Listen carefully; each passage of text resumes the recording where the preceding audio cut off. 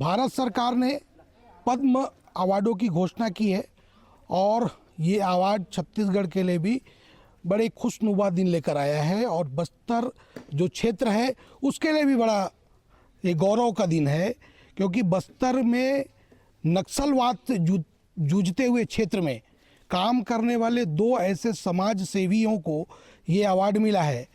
एक जो शिक्षा के क्षेत्र में, समाज सेवा के क्षेत्र में काम कर रही थी, उनको ये अवार्ड मिला। उसके अलावा एक चिकित्सा के क्षेत्र में वर्षों से बस्तर की भूमि में, खासकर दक्षिण बस्तर के अबूझमाड़ के इलाकों में काम करने वाले दंपत्ति को ये अवार्ड मिला है। और मैं इस वक्त उसी क्षेत्र में मौजूद हूँ और ये जो क्षेत्र है बूझमाड़ के इलाके में आता है और आज यहाँ पर गणतंत्र दिवस मनाया जा रहा है। थोड़ा सा दिखा दें कैमरामैन। ये देखिए, आज हमारे देश का गणतंत्र का जो तिरंगा है वो लहर रहा है। वनवासी विकास समिति यहाँ पर ये जो क्षेत्र है संचालित होती है, आश्रम है। यहाँ पर नन्हे मुन्ने बच्चे को रख कर और समाज की सेवा की जाती है। जो दो लोग हैं जिनको ये अवार्ड मिला है पद्मश्री का, 131 लोगों को ये अवार्ड मिला है। उनमें से हमारे साथ ये दो लोग खड़े हुए हैं, रामचंद्र जी हैं और सुनीता जी हैं। हम इनसे बात करेंगे कि कब से ये यहाँ पर काम कर रहे हैं, किन परिस्थितियों में ये काम करते थे और उस समय और आज में क्या अंतर है, और अवार्ड पाकर इनको कैसा महसूस हो रहा है, ये भी बात कर लेंगे। सबसे पहले सर आपका स्वागत है चैनल में। हाँ, नमस्कार, धन्यवाद। सबसे पहले तो मैं आपको बधाई दे दूं, क्योंकि गौरवशाली ये क्षण है आपके लिए भी और खासकर हमारे जैसे बस्तर इलाके के लिए। आपको कैसा महसूस हो रहा है? बहुत आनंद हो रहा है, बहुत खुशी हो रही है, क्योंकि ऐसा है ना कि जंगल क्षेत्र में सालों साल काम करते समय समझ लीजिए किसी जंगल क्षेत्र में साइकिल से प्रवास कर रहे, आप दिन भर प्रवास कर रहे, तो कभी कभी मन में ऐसी भावना आती है कि ये जो मैं इतना जो कष्ट ले रहा हूँ उसका कोई अप्रिसिएशन नहीं है, दुनिया को उसका कोई लेना देना नहीं है। हम लोग शायद ऐसा ही अनजान में काम कर रहे, अनजानी में ही समाप्त हो जाएंगे, ऐसा निराशा भाव कई बार मन में आता है। लेकिन ये जो पुरस्कार, और ख़ास करके जो माँ भारती ने हमको जो पुरस्कार दिया है पद्म पुरस्कार, तो इसके लिए हमारे मन में बहुत अच्छी खुशी है। और ये क्षण हमारे जीवन में तो अलग ही प्रकार का क्षण है। बिल्कुल, देखिए क्षण बहुत विषम है और अच्छा अनुभव भी है। जिस परिस्थितियों में काम कर रहे थे ऐसे में अवार्ड मिलना भी खुशी भी जता रहे हैं। यहाँ पर सुनीता दीदी भी हैं। कैसा लग रहा है आपको? बहुत अच्छा लग रहा है, आनंद तो है ही, और उसके साथ साथ ये हम सभी के लिए गौरव के क्षण है, क्योंकि दंतेवाड़ा जैसे क्षेत्र में एक ऐसा भी काम चलता है, चलना चाहिए। ये सभी को संदेश देने के लिए शायद ये पुरस्कार हमें दिया गया है, ऐसा मैं मानती हूँ। थोड़ा सा मैं आप लोगों से ये पूछना भी चाहूँगा कि जब आप दंतेवाड़ा जैसे क्षेत्र में काम करने आए थे और वहाँ की परिस्थितियाँ उस समय की, किस समय आप लोग आए थे, उस समय कैसी चुनौतियाँ थी, यहाँ का जो वातानुकूल वातावरण कैसा था, इसके बारे में थोड़ा सा बताएं। नहीं, देखिए उस समय अभी हम लोग आए, उस समय संचार साधन भी उतने नहीं थे। पेशेंट लोगों को यहाँ आने के लिए 10-10 घंटा चलते आना पड़ता था। तो ऐसे पेशेंट आते थे कि जो 3 महीना 4 महीना जंगल में पड़े हैं और बारिश ख़त्म होने के बाद यहाँ ले आए, और हम लोग उसका फिर सब व्यवस्था सब बना के जितना हो सकता है हम लोगों से करके फिर हायर सेंटर में भेजे और ठीक होके आ गए। तो ऐसी कठिनाई उस समय चलती थी। दूसरा ऐसा था कि आज भी कुपोषण के बारे में इतने अज्ञान है, उस समय तो कितना होता होगा, बहुत ज़्यादा अज्ञान था, अंधश्रद्धा का प्रश्न रहता ही है।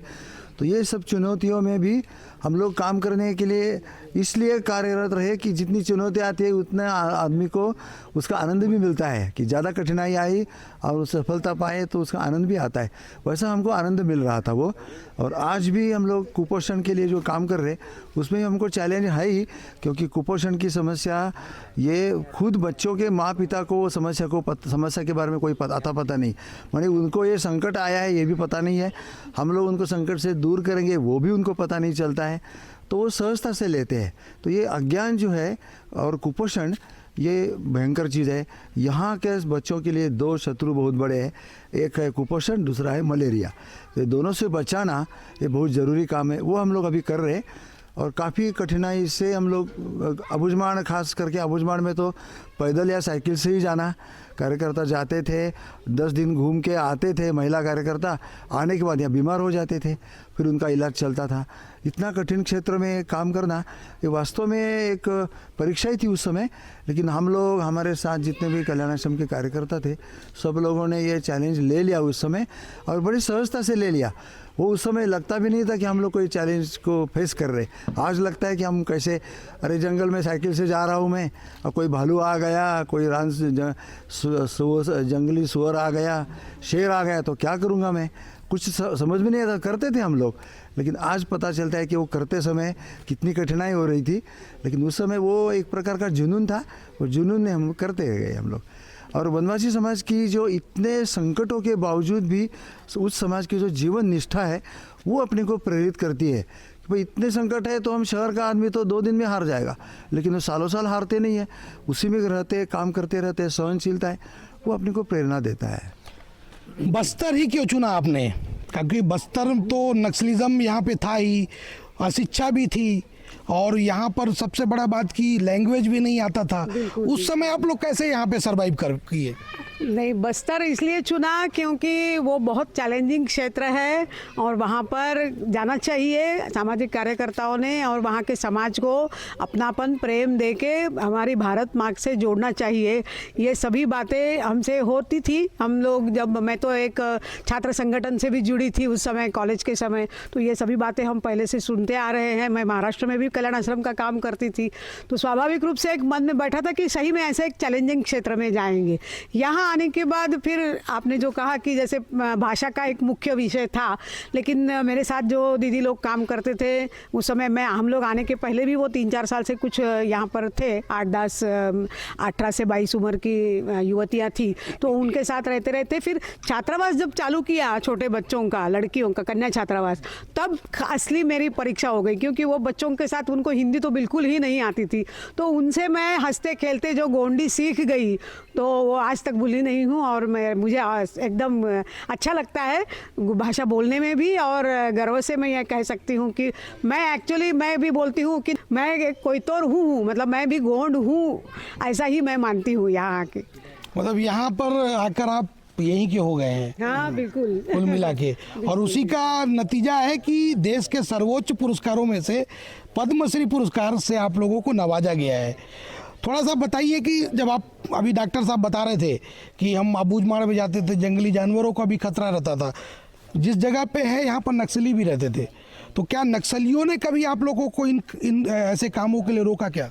नहीं रोका, क्योंकि हमारे साथ यहाँ का पूरा समाज जुड़ा है। बारसूर क्षेत्र में बहुत अच्छा हमारा काम खड़ा हो गया, और गांव-गांव में, बारसूर क्या, पूरा गीदम, उधर बैरमगढ़ क्षेत्र में भी हमारा बहुत अच्छा काम खड़ा हो गया था। ग्राम समितियाँ, महिला समितियाँ, वहाँ के बच्चे यहाँ पर छात्रावास में पढ़ने के लिए आते हैं अभी भी।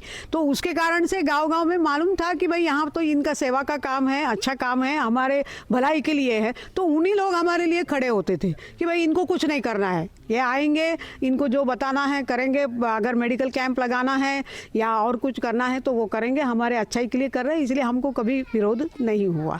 कोई ऐसा वाकया बताइए डॉक्टर साहब, जब आपको लग रहा होगा कि मैं बस्तर आ गया और ये चुनौतियां भी हैं, कोई ऐसा पेशेंट जो आपको दिल से ऐसा लगा कि इसको मेरे को ठीक करना है? नहीं, कैसे, एक हमारा जो कार्यकर्ता था तो उसके भाई की एक बार हत्या हो गई, तो वो उसका मूल कारण था अंधश्रद्धा का कारण था वो। लेकिन वो ज़बरदस्त उस समय की घटना हुई थी, वो पेपर में आता था, उस समय आया था सब सारा। तो वो जो अपने कार्यकर्ता के भाई की जो हत्या हो गई, उसके पीछे जो अंधश्रद्धा का जो था, उसमें हम लोग समझ लीजिए 15 दिन से हमारा पूरा मूड चला गया। हम काम करना छोड़ दिए, सब बंद कर दिया, अभी कुछ करना नहीं है यहाँ। बाद में हमारे कुछ बुजुर्ग लोगों ने समझाया कि कोई भी समाज जो ऊपर आता है, उत्क्रांति होती है, तो इतना आसानी से नहीं होता है। आप जैसा पहाड़ चढ़ते हो तो हर जगह पर आपको कोई समतल रास्ता तो नहीं मिलेगा, उतार चढ़ाव मिलेगा। वैसा उतार चढ़ाव से ही वो समाज ऊपर आता है। इसलिए इतनी बड़ी घटना हो गई, लेकिन इसको आप एक उत्क्रांति का एक पायदान है इतना ही समझ लो, अब ज़्यादा उसका ये नहीं करना है। तो फिर 15-20 दिन के बाद हम उस निराशा से बाहर निकले और फिर हम लोग बात किए तो सब लोग ठीक, माने हम लोग का मूड आ गया। लेकिन वो 15-20 दिन के लिए हम मूड चला गया था पूरे काम का। ऐसा एक बहुत भयंकर घटना थी। अब घटना तो यह विस्तार से बताना मुश्किल है, लेकिन वो अंधश्रद्धा के कारण ही वो जी। तो आपको भी लगा कि काम छोड़ के हम लोग सीधा महाराष्ट्र? नहीं, ऐसा मतलब ये ज़रूर हुआ, क्योंकि वो एक सदमा सा ही लगा कि अरे इस प्रकार से ऐसी घटनाएं केवल अंधश्रद्धा से होती है, ये सुना था। लेकिन जब प्रत्यक्ष देखा, लोगों से मिले, तो ये हमारे सामने ये कितनी बड़ी चुनौतियां है। अंधश्रद्धा दूर करना, वो भी आप ऐसा बोल के थोड़ी कर सकते कि अरे ये सब हटाओ, ये सब ऐसा मन में छोड़ दो, ऐसा नहीं होता है ना। अगर नशा का भी जो कारण है, यहाँ पर नशाखोरी है, ये जो भी है, ये जो कमियां हैं, इनको हमको उनको एहसास कराना है, धीरे धीरे प्रेम से एहसास कराना है कि भाई ये अगर गलतियां हम कम करेंगे, ये जो हमारी त्रुटियां हैं, इसको हम अगर कम करेंगे तभी हम आगे बढ़ सकते हैं। तो ये धीरे धीरे करने वाली स्थिति है। तो ऐसे में हम कभी भी हमको एकदम ये उठा के अरे ये ऐसा क्यों किया, ऐसा भाषण दे के आएंगे तो हम यहाँ नहीं रह पाते। जब हमने उनके साथ सब गांव में जाके फिर एक बार बैठक लिए, बहुत साल के बाद, 2-3 साल के बाद किया वो, लेकिन बैठक लिए, सभी लोगों को समझाया कि ये किस कारण हुआ है, तब उनको समझ में आया कि अरे हमें ऐसा नहीं करना चाहिए था। थोड़ा सा बताइए, बस्तर में जब हम बात करते हैं, स्वास्थ्य सुविधा तो काफ़ी लचर है, उसके अलावा शिक्षा भी व्यवस्था देखा जाए तो बहुत अच्छी नहीं है। एक जो बुनियादी चीज़ें यहाँ के नागरिकों को मिलना चाहिए, आपको क्या लगता है कि सरकार उसको दे पाने में कितना सहायक साबित हो रही है, और वो जो मिल रहा है क्या वो काफ़ी है, और अगर वो काफ़ी नहीं है तो कैसा होना चाहिए वो व्यवस्थाएं? 2-3 बातें हैं इसमें। सरकार अपने तरफ से प्रयास कर रही है। अब उसमें जो आप नौकरशाही का जो ये है, वो तो आप सभी लोग जानते हैं कि किस प्रकार से ये रहता है। लेकिन हमें यहाँ पर दोनों तरफ है, मतलब कि एक तो यहाँ की जो रचना है ना, यहाँ के गाँवों की, दूर दूर घर है, मतलब जैसे बिजली देना है तो भाई एक घर और दूसरे घर में कम से कम आधा-पौन किलोमीटर का अंतर है। तो हर घर के पास तो बिजली खंभा खड़ा करना मुश्किल है, कहीं कहीं तो बोरिंग का खदान करना ये भी बहुत मुश्किल है। तो मतलब पानी, बिजली, ये सभी सुविधाएं देना बहुत आसान नहीं है। फिर भी सरकार कर रही है धीरे धीरे, और लोगों को भी इसके लिए जागरूक होना पड़ेगा कि भाई अभी जैसे राशन का जो है, किसी किसी का आधार कार्ड नहीं बना है, उसके कारण राशन नहीं मिलता है, ये सभी चीज़ें हैं। अब पहले तो हम जानते थे कि यहाँ से जो वहाँ पर अबूझमाड़ क्षेत्र में इसके सब नक्सल के कारण PDS का भी काम नहीं हो पाता था, तो लोगों को यहाँ इस पार आके धान लेना पड़ता था। लेकिन धीरे धीरे अभी इसमें बदलाव हो रहा है। अब बस एक है कि इस नौकरशाही का जो उसमें रवैया है ना, कि भाई हम है जैसा वही रहेंगे, कोई लाल वाले आए या और कोई आए, हम हमारा ही काम करेंगे। मतलब मुझे बहुत दुख से ये बात कहनी पड़ रही है कि मुझे याद है कि नकुलनार क्षेत्र में एक घटना ऐसी हुई थी, किसी राजनीतिक पार्टी का नेता की हत्या का प्रयास हुआ था। वातावरण इतना टेंस था, और वहाँ पर हमारा एक दूसरी जो संस्था है उनका छात्रावास चल रहा है, तो वहाँ के हम ऐसे गए थे मिलने बच्चों को। तो उन्होंने कहा कि भाभी हमको ना अभी तक जाति प्रमाण पत्र नहीं मिला है। क्या हुआ? नहीं, वहाँ हम ब्लॉक ऑफिस में गए तो बोले अरे यार तू 15 दिन के बाद आ। भाई आपके इधर बंदूक रखी है, कभी भी आपके यहाँ हो जा सकता है, फिर भी आप ऐसा जवाब दे रहे हो। कम से कम प्रेम से तो बोलो। ठीक है, आप तुरंत नहीं काम कर सकते हो, लेकिन उससे के साथ यहाँ पर जो सम्मान, प्रेम, ये मिलना चाहिए ना वनवासी को, वो नहीं मिल रहा है, आज भी नहीं मिल रहा है। हम लोग 90 में थे तब भी नहीं मिल रहा था, तब तो था ही नहीं, तब तो हम सब मामा मुरिया ही थे। आज हमको कुछ ना कुछ सम्मान की दृष्टि से देखा जा रहा है, ये हो रहा है। फिर भी शोषण और आत्मसम्मान, इसकी बहुत कमी है, और जब तक ये सब नहीं होगा तब तक वनवासी को हम स्वयं, मतलब एक मनुष्य होके समझ के करेंगे नहीं, और स्वयं जनजाति समाज भी जागरूक नहीं होगा कि भाई ये नहीं हो रहा है तो मुझे वो करना है, वो मेरा। हम गाँव में जाके दोनों सिखाते हैं। हम केवल अधिकार की बातें नहीं करते हैं, हम उनको अधिकार भी बताते हैं कि भाई ये अधिकार है आपका कि आपको शिक्षा, आपके बच्चे को शिक्षा चाहिए, लेकिन ये आपका कर्तव्य है कि बच्चे को रोज भेजना चाहिए स्कूल में। तो ये दोनों हम करते हैं, और कल्याण आश्रम का वही उद्देश्य है कि हम किसी को भड़का के, किसी को बहला फुसला के 2 दिन काम हो सकता है, लेकिन हमेशा अगर समाज को जोड़े रखना है और विकास में उसका भी योगदान अगर हमको बढ़ाना है, तो उसके लिए प्रेम, अपनापन और सम्मान ये बहुत ज़रूरी है। डॉक्टर साहब थोड़ा सा बता दीजिए कि जब आप यहाँ पे 90 के दशक में आए थे उसके बाद से अब तक क्या क्या काम आपने किया है यहाँ पर, खासकर मूल यहाँ जो वनवासी है, क्या क्या ऐसे काम है जो आप लगातार कर रहे हैं? हाँ, पहले हम लोग ओपीडी चलाते थे। ओपीडी के पेशेंट्स को जैसे मंगलवार को सारे पेशेंट्स को जिनको जांच होना ज़रूरी है उनको सबको हम लोग फ्री ऑफ चार्ज यहाँ से उनको जगदलपुर ले जाते थे, रायपुर भी ले जाते थे, इलाज करवा के। साथ में कार्यकर्ता जाएगा, केवल आदिवासी को पेशेंट को अकेले नहीं भेजेंगे क्योंकि वो लूटा भी जाएगा, उसको शोषण हो जाएगा। साथ में एक कार्यकर्ता को, ट्राइबल वर्कर को साथ में भेजना, वो जाके उनको, हम लोग भी साथ में जाते थे, तो उनका investigation, diagnosis, line of treatment सब करवा के फिर उसको ले आते थे। तो ये हमारा 10-12 साल लगातार सिलसिला चल रहा था। सप्ताह भर में दवाखाना चलाना है और मंगलवार को पेशेंट को ले जाना है। बाद में कुछ कारण के लिए हम लोग महाराष्ट्र से वापस जाना पड़ा, महाराष्ट्र फिर आ गए तो हम लोग मेडिकल कैंप चालू कर दिए। तो डॉक्टर करमाळकर करके हैदराबाद के हैं, वो कार्डियोलॉजिस्ट है, वो आते थे और उनके साथ हम लोगों ने 80-90 मेडिकल कैंप लिए। तो उसमें भी जो पेशेंट रेफरल मिलेंगे उनको सबको फिर जगदलपुर, रायपुर ले जाके ज़्यादा से ज़्यादा अच्छी ट्रीटमेंट लेके वापस लाना है। यह हमारा लगातार चलता रहा। उसके बाद हम लोगों को ध्यान में आया कि मेडिकल कैंप में भी छोटे बच्चों का जो कुपोषण है, एनीमिया है, वो हमारे दुर्लक्षित क्षेत्र है वो सबके लिए, कि बच्चों के लिए कोई करता नहीं उतना, उनके माँ पिता भी उतना जागरूक नहीं है। तो हम लोग फिर बच्चों के लिए मालन्यूट्रिशन एनीमिया एलिवेशन स्कीम करके हम लोगों ने बनाई और 2020 में 21 के 4 फरवरी को हम लोग फिर इसको चालू कर दिए काम। और अभी हमारा वो मुख्य प्रोजेक्ट वो है कि छोटे बच्चों को कुपोषण से मुक्त करना, एनीमिया से मुक्त करना, और स्कूल में जाके नशाखोरी, मलेरिया, मालन्यूट्रिशन, एनीमिया, इसके बारे में बच्चों को इसका कारण क्या है, हम इसको पहचानना कैसा, कारण क्या है और इसको हम लोग कैसे हटा सकते हैं बीमारियों को। तो ये जागृति हम स्कूलों में करते हैं, 6वीं, 7वीं, 8वीं, 10वीं तक लड़के लड़कियों के बीच में। और वनवासी महिलाओं के लिए हम लोग पोषक आहार सम्मेलन अलग लेते हैं, उसमें सरपंच, उपसरपंच सबको बुलाते हैं और उनको ये सारा ज्ञान देने का प्रयास करते हैं कुपोषण के बारे में। कुपोषण और मलेरिया ये यहाँ के लिए सबसे भीषण समस्या है। माने वनवासियों का, ट्राइबल्स का सबसे बड़ा शत्रु क्या है बोलेंगे।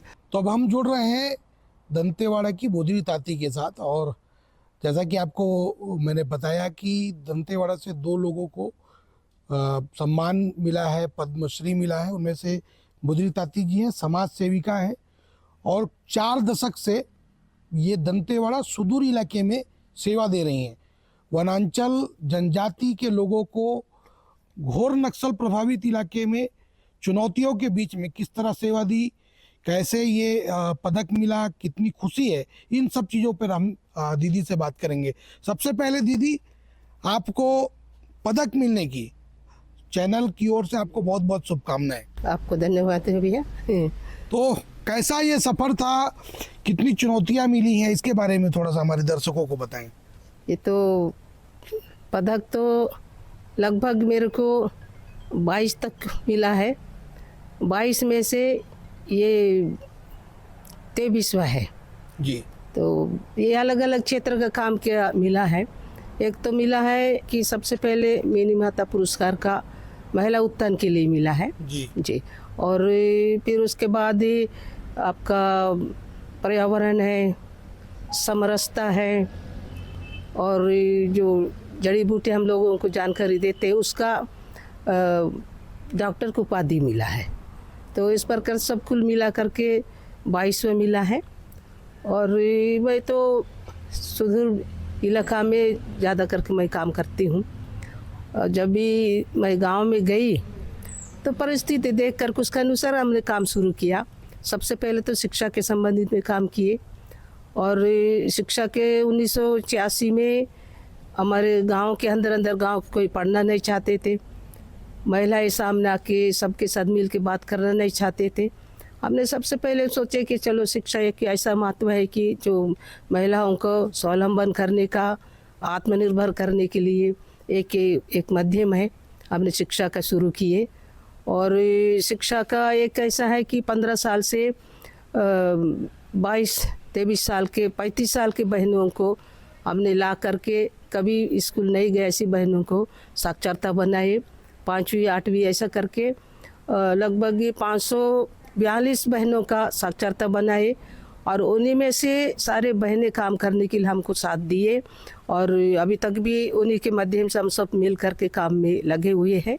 और एक तो शिक्षा का बहुत अच्छा सफलता मिला है और जब घर में जाते हैं तो लोग ये 4 बच्चे हैं तो खेती बाड़ी करेंगे, बच्चों को खिलाएंगे, गाय चराएंगे, इस प्रकार से जो जवाब देते थे।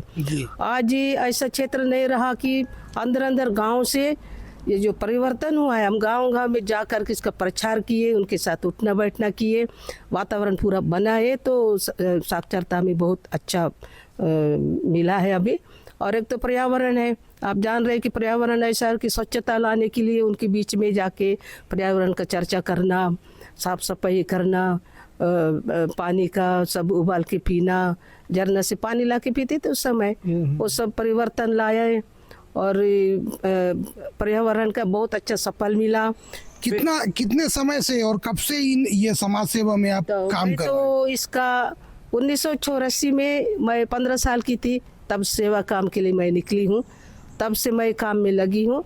1984 से लेकर 1984 से लेकर अभी 2008 तक की और अभी 2024 तक मैं इस कार्य में लगी हूँ। और पहले कैसा रहा, आज उसका पूरा सफलता मिला है सर। प्रेरणा कहाँ से मिली आपको? क्योंकि ये खासकर दंतेवाड़ा, आप तो लोकल यहीं की हैं। जी। दंतेवाड़ा क्षेत्र की महिला को सेवा करना है, ये वाला ज्ञान कहाँ से मिला कि मुझे सेवा करना है, अपने लोगों को समझाना है, उनका उत्थान करना है, ये प्रेरणा कहाँ से मिली क्या? ये तो प्रेरणा ऐसा है कि हमारे जो पूज्य गुरुदेव सदा प्रेमानंद जी महाराज, हम उनके शिष्य थे, उन्होंने जो भी उनके आशीर्वाद से मुझे प्रेरणा मिला कि हमारे गुरुदेव जो बातें बताता है कि हम लोग समझ में नहीं आता था कि इसके लिए हम क्या करें, हमको बहुत इसके लिए मन में आने लगा, प्रेरणा मन में आया। मैं तो फिर समाज के लिए काम के लिए निकली हूँ और तब से ये काम कर रही हूँ। और अखिल भारतीय वनवासी कल्याण आश्रम एक मार्गदर्शक मिला, मैं उनका लगभग ही 84 से लेकर 2008 तक ही मैं दायित्व में रही और तो उसके साथ में काम किए। फिर अखिल भारतीय उसमें भी मैं नागपुर में गई, उनसे प्रेरणा मिला। मैं इस प्रकार से सभी संगठन से मुझे प्रेरणा मिला, ज़्यादा करके खास करके मैं कल्याण आश्रम का आभारी करती हूँ। उनके भी लोगों को पदक मिला है अभी? हाँ जी। पूरे देश में तो 7 लोगों को पदक है जी उसमें कल्याण आश्रम में। तो मेरा वहीं से ये पूरा काम करने का गति मिला है और प्रेरणा भी उन्हीं का आशीर्वाद से मैं आज भी काम कर रही हूँ। और अच्छी तरह से आज ये लोग पूरा विकसित हो गए। गाड़ी में बैठने के लिए उनको हिम्मत नहीं होता था, साइकिल चलाने नहीं होता था। आज ऐसा अंदर अंदर गांव शिक्षित हो करके आज बाइक चला रहे, कोई गाड़ी चला रहे, कोई हवाई जहाज में बैठ रहे। पहले तो ज़मीन में पीढ़ा में बैठने को उनको अधिकार नहीं होता था। पीढ़ा में बैठने के बोलने से हमारा बैठने का नहीं, महिलाओं को नहीं बैठना, पुरुषों को बैठना है। पहले यहाँ दंतेवाड़ा में ऐसा होता था? हाँ होता था, आपको अंदर गांव में ऐसा होता था। हमको पीढ़ा देकर घंटा घंटा महिलाएं खड़े हो जाती थी, किसी के सामने नहीं बैठती थी, ये होता था सर। देख लीजिए, दंतेवाड़ा की कहानी बता रही है 1984 की। उस समय दंतेवाड़ा में यहाँ पर महिलाओं के साथ कितना अत्याचार होता था, कितना शोषण होता था। घंटों खड़ा कर देते थे और उनको बैठने तक को भी नहीं बोला जाता था। ऐसी महिला जो बुदरी दीदी हैं, इनको खास बड़ी दीदी के नाम से भी जाना जाता है, इन्होंने वो सोच को बदलने का काम किया, महिलाओं को जो जागरूक करने के लिए, समाज के लोगों को जागरूक करने का भी काम किया। थोड़ा सा और भी इसके बारे में बताएं। तो एक तो सर वैसा है कि इसको जागरूक करने के लिए हमने किए। दूसरा है हमारे जो गांव की महिला है, खास करके इतने गरीब स्थिति में उस समय रहा 84-86 में, मैं उनको एक तो विकास में लाना है तो कैसे लाना है, उनके ग्रुप बनाए। लगभग हम लोग 200 महिलाओं का समूह बनाए। सोसाइटी तो अभी तो नाम है, उस समय हम लोग बचत गठ के नाम से बनाए और 10 रुपये हर महीना में जमा करना सिखाए। जब उनके पास पैसा होता था सर, ज़मीन में गाड़ के रखते थे और नाली कपड़ा घर बनता था, बना हुआ था, तो उसमें डालते थे। चूहा कतरते रहे, नीचे में ज़मीन मोर खाता रहा।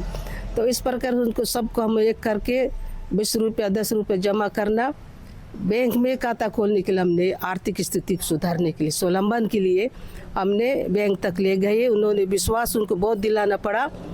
जब बैंक में हम पैसा रखेंगे तो इन लोग हमको कभी नहीं देंगे, हमारा पैसा हम क्यों उनको देंगे। इस प्रकार से उनको एक अंधविश्वास जो विचार था, कमज़ोर विचार था, उनको हमने जागरण किए। फिर लगभग 10,000 12,000 खाता खोले सर, 50 रुपये में। ये खाता आप कहाँ पे, बैंक में खोले कि अपने पास? कौन सा बैंक में? ग्रामीण बैंक में। अच्छा, कहाँ पर? बारसूर से शुरू किए। बारसूर की देख लीजिए, दंतेवाड़ा जैसा क्षेत्र है जहाँ पर लोग बैंकों में जाना पसंद नहीं करते थे। लोगों को ये लगता कि हमारा पैसा खा जाएंगे। ऐसे लोगों को कहाँ से उस समय के दौर से उठाकर बैंकों में पैसा भी संचय करना सिखाया बुद्धि दीदी ने। समझ लीजिए कि ऐसे व्यक्ति को आज की मोदी सरकार चुनकर पद्मश्री से नवाज रही है। तो कितना इन्होंने काम किया समाज को उत्थान करने के लिए। दीदी, अभी जब आपको मिल रहा है तो हम देखते थे कि आपके जो पतिदेव भी इसमें शरीक रहते थे, समाज सेवा में भी उनका बड़ा योगदान रहा। शादी नहीं की। सुखदेव ताती जी का नाम? मेरा भाई है। अच्छा भाई, सॉरी, मैं क्षमा चाहूँगा। आपके भाई भी इसमें थे? जी, वो तो पूरा जीवन वो काम किया, उसी का प्रेरणा तो हमको मिला है सर अभी काम करने के लिए। तो उनका आशीर्वाद मिला। जब दादा ने हमको इस संगठन में जोड़ा है जी, उन्होंने आशीर्वाद किया कि आपने आगे बढ़ते रहिए, हम आपके साथ में हैं। इस प्रकार से उनका मदद मिला मुझे काम करने के लिए। अच्छा। नहीं तो हमको कहाँ का इतना बड़ा प्रेरणा मिलता। तो अभी जो संस्था है इसमें नन्हे मुन्ने बच्चे भी मैंने देखा यहाँ पे रह रहे हैं। तो इनको जो एजुकेशन है वो कहाँ तक आप लोग दे रहे हैं? ये एजुकेशन यहाँ पर रहने का, खाने का, आवास का व्यवस्था है सर। यहाँ का पूरे जो भी वातावरण है, यहाँ का जो जानकारी है, संस्कार है, यहाँ दिया जाता है। आसपास में सरस्वती शिशु मंदिर है, सरकारी विद्यालय है, मेडिल है, यहाँ पढ़ाया जाता है सर। हम लोग तो पूरा कॉलेज तक यहाँ रखते हैं सर।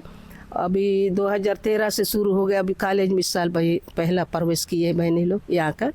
और छोटे बच्चे अभी पढ़ रहे हैं, 10वीं में जाएंगे तब तक। यहाँ 10वीं तक के शिशु मंदिर का व्यवस्था है। सरकारी स्कूल में 8वीं तक है। 8वीं के बाद जो है कासुली है, गीदम है, यहाँ से हम लोग उनको व्यवस्था करके भेजते हैं सर। तो देखिए, ये वनांचल क्षेत्र में, खासकर आदिवासी इलाके में पिछले 4 दशक से शिक्षा के क्षेत्र में मुहिम चला रही हैं और समाज के लोगों को बढ़ाने के लिए, उनके उत्थान के लिए लगातार प्रयास कर रही हैं। ऐसी बुद्धि बड़ी दीदी को, बुद्धि ताती जी को आज भारत सरकार पद्मश्री से नवाज रही है। तो आपने देखा छत्तीसगढ़ के 2 ऐसे रत्न जिनको सरकार पदक दे रही है, और हमने आपको दोनों से रूबरू कराया। हमने आपको गोडबोले दंपत्ति से भी रूबरू कराया। उन्होंने भी बताया कितनी चुनौतियां देखी, और हम अभी बुद्धि दीदी के साथ हैं। इनसे भी आपने सुना कि कैसे ये समाज को बढ़ाने में, उत्थान करने में, कैसे जनजाति क्षेत्र में को लोगों को शिक्षित करने का काम किया। देखते रहिए TV 24, बने रहिए हमारे अगले कार्यक्रम के लिए। धीरेन्द्र तिवारी।